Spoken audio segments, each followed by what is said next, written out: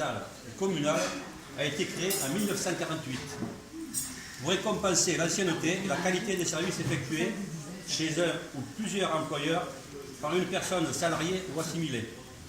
Aujourd'hui, ce sont environ 300 000 médailles qui sont décernées chaque année.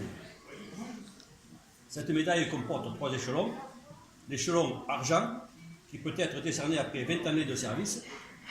L'échelon vermeil, Gilbert, après 30 années de service. Et enfin, l'échelon d'or, pour Roland. Médaille d'or. Après 35 années de service au plus. Ce diplôme et cette médaille que vous allez recevoir dans un instant. Gilbert, il ne faut pas s'empêcher de parler. Il en a raté une.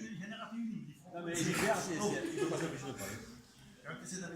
Ce diplôme et cette médaille que vous allez recevoir dans un instant sont décernés bien sûr en fonction de l'ancienneté, mais ils récompensent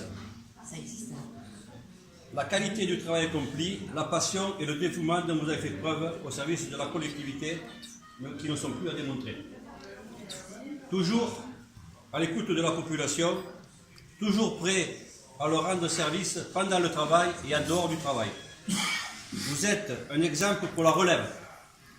Si l'on pouvait transmettre toutes les connaissances que vous avez accumulées pendant toutes ces années, ce serait merveilleux. Mais c'est aux générations futures à se former, évoluer en acquérant toutes ces compétences.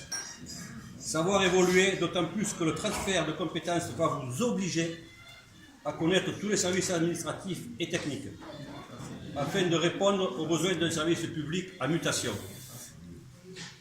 C'est ces exemples qui doivent constituer la priorité de chacun et de chacune d'entre nous.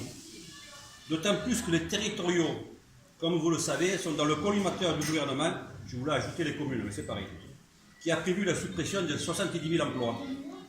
À les entendre, on dirait que l'on peut supprimer vos emplois, alors que vous accomplissez un travail considérable au service de la population, du plus jeune au plus ancien. Vous répondez toujours présent pour leur être utile et régler le problème posé. Il me reste à vous féliciter pour votre travail au quotidien que vous effectuez.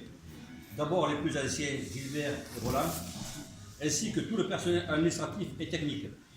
Et Estelle qui est là, toujours fidèle.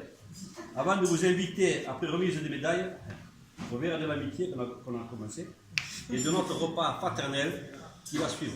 Je vous remercie.